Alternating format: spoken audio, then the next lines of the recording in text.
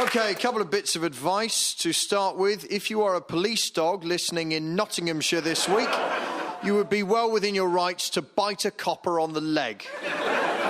Second piece of advice, never go on the main stage at Glastonbury to talk about CND immediately after a high-energy hip-hop outfit have had their mics cut for overrunning. Tens of thousands of angry fans pumping their fists, demanding that NERD be put back on. Hello, I'm on Radio 4 sometimes, and I'd like to talk to you about the campaign for nuclear disarmament. What? No, I don't know any hip-hops. Sorry. Now, who threw that? I'll be honest, I've been heckled before, but trust me, until you've been booed by 25,000 people all at once, you haven't really been heckled. The next time someone shouts, "Get off, mate, you're rubbish!" I shall merely shut my eyes and go to my mental safe place. 25,000 livid people hating me with their angry fists, despising faces and potty mouths. So that was my week, booed by thousands of people. How are all of your egos? The news agenda has been dominated for the last few days with coverage of a man who, for many people, represents little more than an ugly, unnatural freak show. I'm talking, of course, about Uri Geller, who has been back in the news talking about his alleged friendship with one of Quincy Jones's most important musical instruments. Well, I'm sorry to be cynical. Not very sorry. Obviously, if I stopped being cynical, I'd be out of a job. But the demise of that tragic moonwalking victim-turned-plasticised pill pot is of little more interest to me than hearing that Quincy Jones has trodden on his best trumpet.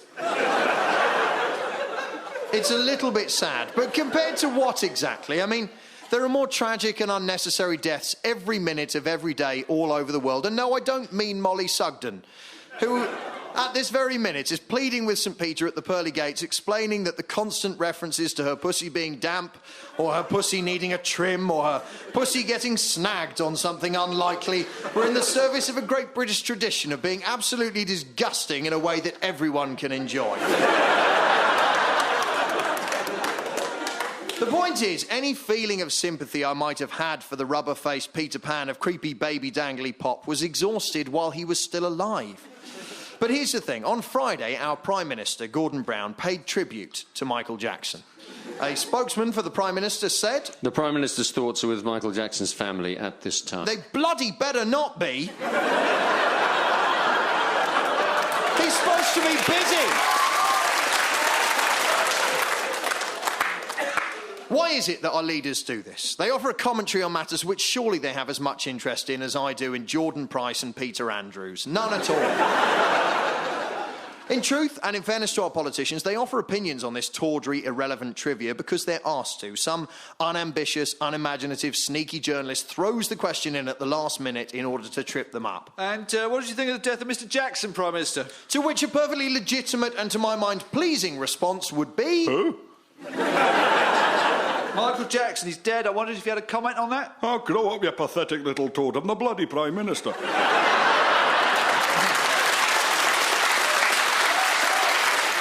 Prime Minister ignores grieving millions in Jackson's snub. Out of touch, Brown, unaware of King of Pop. Jackson deserved to die, says PM. You see, it's nonsense. BBC's Brigstock underestimates sadness of British public. I have heard of Jackson, and I deplore Brigstock, says Mandelson, sensing opportunity to become more powerful. Oh, shut up.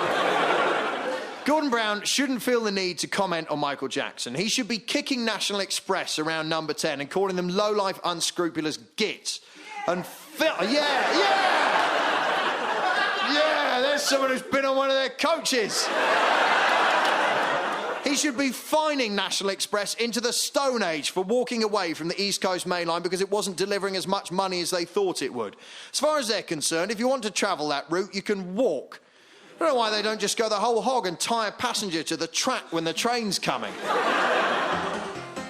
Oh no, the dastardly National Express has tied Mrs. Commuter to the track. Help, help! She cries, but to no avail. Laughs the National Express baddie. Uh-oh, the trains are coming. Please, someone help me! But who is this arriving just in the nick of time? Could it be? Yes, it's Taxpayer Man, who once again saves the day despite not really wanting to or having any choice in the matter. You save me. Yes. Thank you, taxpayer man. Oh, bugger off. I had no choice. Join us next week as Banker Man reinstates his bonus and Taxpayer Man steps in and saves the bank too. I'm getting sick of this.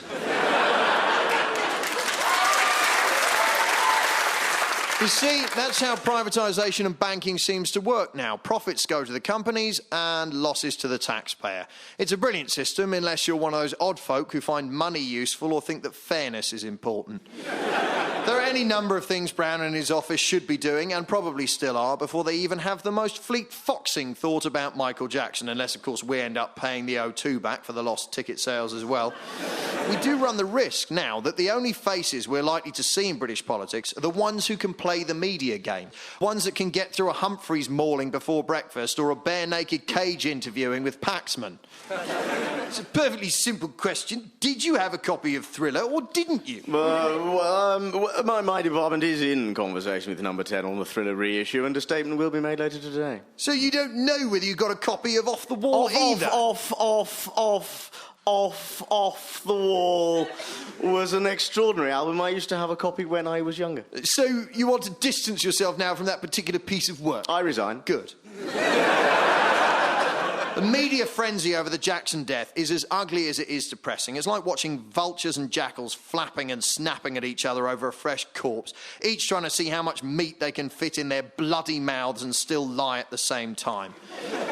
To be honest, the only headline we should be seeing is Jackson death, not much of a surprise, but a bit sad nonetheless. For real news, see other papers. Thank you.